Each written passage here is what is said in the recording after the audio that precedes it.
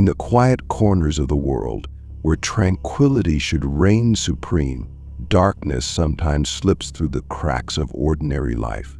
For those seeking solace in serene getaways, the harsh truth is that the line between comfort and terror can be disturbingly thin. Tonight we delve into 3 allegedly true horror stories, each born from vacations that took a sinister turn. From rural retreats to tropical paradises, these accounts will take you from the safety of your own home into the heart of fear. Prepare yourself, for once you step into these chilling narratives, the shadow of dread will linger long after the story's end. Story 1. The Night of Terror, an intruder's visit and its haunting aftermath. When I was 15, my life in rural Vermont was calm and unassuming. My parents decided to let us stay with our grandma for the weekend while they were away. Her property was expansive, a private retreat that felt like a rare escape from our usual routines. Though she was getting older, Grandma was a spirited presence in our lives, and her home became our summer haven. On this particular evening, my 2 younger brothers and I had spent the day playing basketball outside. As the sun began to dip below the horizon, casting long shadows across the property, we retreated indoors.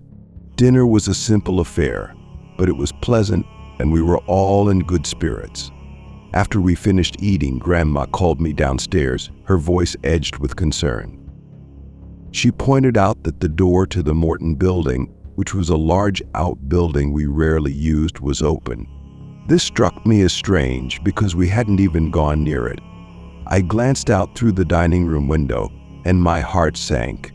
The door was indeed ajar, illuminated by the overhead light, casting an eerie glow on the surrounding darkness. When I called up to my brothers, they denied any involvement in leaving the door open. Alarmed, I suggested to Grandma that someone might have broken in. Her reaction was immediate and intense. She started to panic, her fear palpable as she wrung her hands and paced the room. I went to the front door to investigate further, peering through the glass at the darkened porch. That's when I saw him, a man standing at the bottom of the steps, shrouded in darkness. A primal scream escaped me, and Grandma, her face ashen, rushed over. She saw the man and began to scream for me to call the police. When I wanted to confront the intruder, but Grandma's fear was overwhelming, she clung to my arm, begging me not to open the door. Her pleas, filled with raw terror, forced me to relent.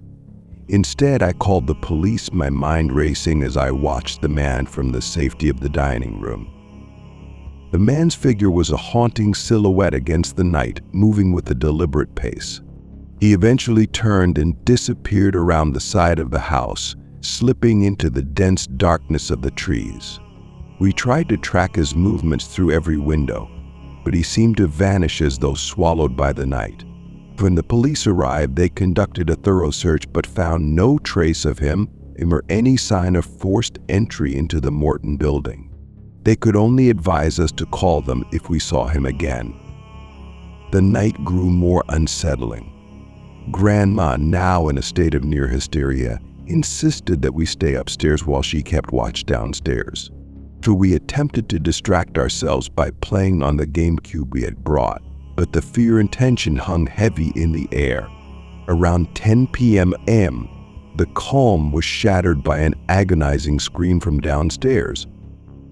Panic-stricken, we dashed down the stairs to find Grandma in the den, her face a mask of terror. She was pointing frantically at the darkened office, her voice trembling as she claimed someone was inside. We scrambled to barricade the office door, using every ounce of strength to keep it shut, while Grandma called the police once more. When the officers arrived, they found the man lying on the office couch, seemingly at ease. He was candid about his intentions. He had entered through an unlocked window in the den and had planned to stay the night in the warmth of the house. The office had 2 windows that couldn't be opened, making the door we were blocking the only exit. The man's intrusion left an indelible mark on Grandma. Her already heightened anxieties became a consuming fear, amplifying her paranoia to an almost unbearable degree. The incident reinforced her worries about safety, making every shadow seem threatening and every noise suspicious. The night of terror turned her once mild apprehensions into a relentless vigilance, altering the way she lived her life and deepening the scars left by that chilling encounter. Story 2. The Haunting Encounter. A vacation turned nightmare. When I was 14, I went on a vacation to the Bahamas with some family friends.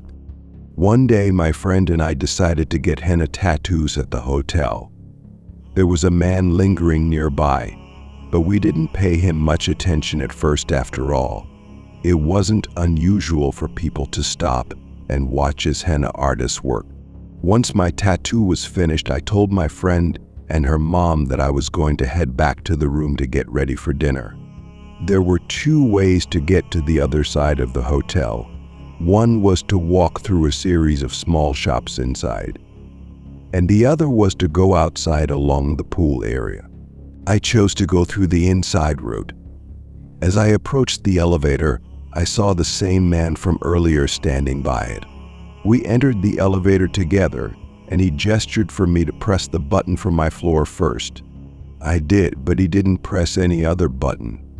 A sense of dread began to creep in. Something wasn't right, and I felt trapped in that confined space. The elevator reached my floor, and I quickly walked toward my room.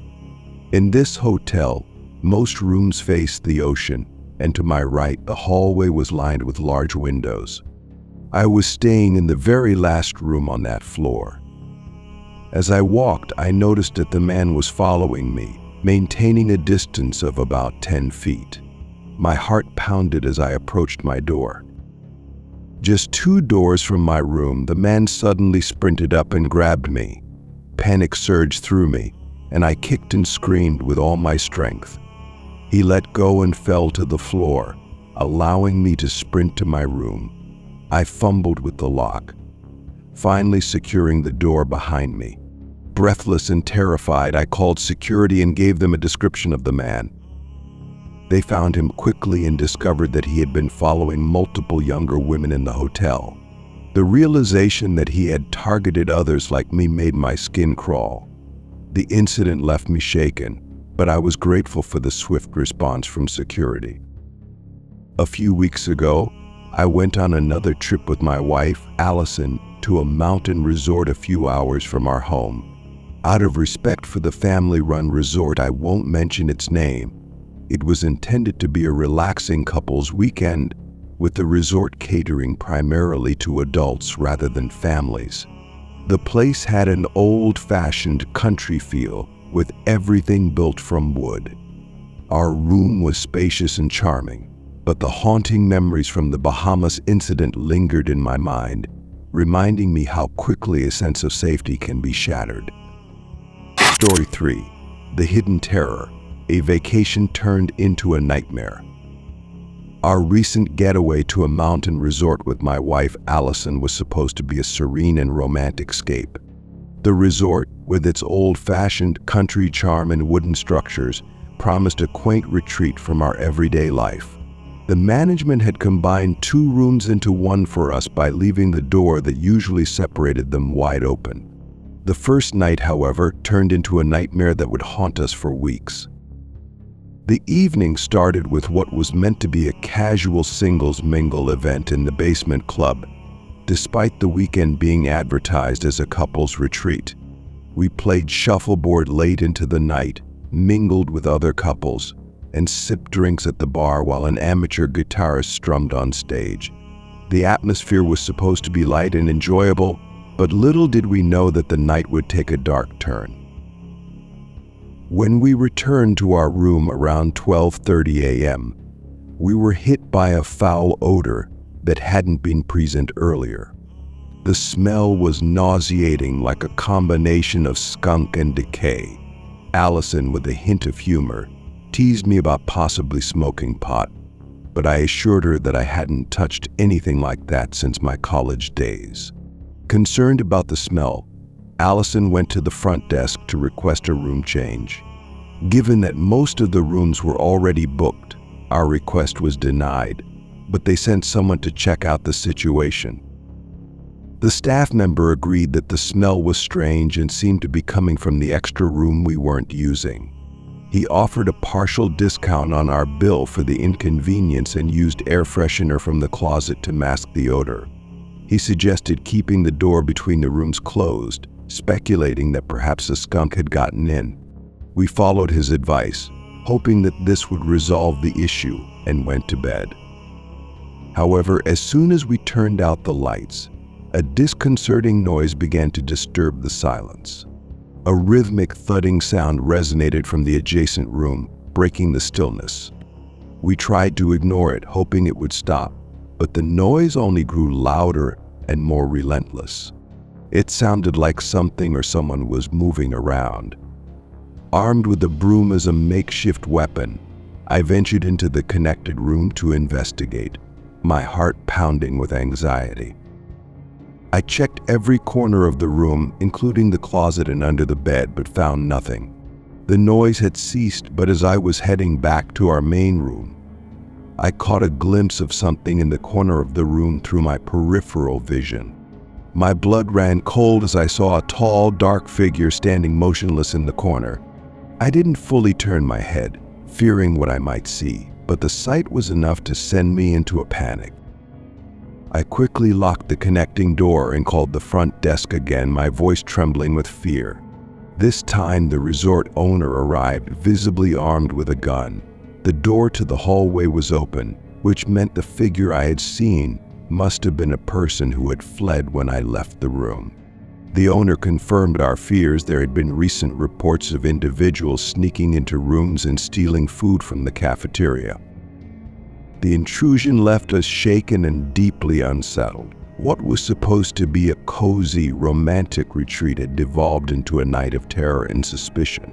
The once charming resort now felt like a sinister trap, and the haunting memory of that night lingered long after we left. The relaxing escape we had anticipated was overshadowed by a disturbing encounter that forever changed our perception of safety and comfort. These true stories serve as a haunting reminder that no place is entirely free from danger. Whether in the familiarity of home or the allure of a vacation spot, fear can find its way into the most unexpected corners of our lives. As you reflect on these accounts, remember that safety is often an illusion, and the shadows of terror can lurk just beyond the edge of our comfort zones. Stay vigilant, for the line between peace and peril is often perilously thin.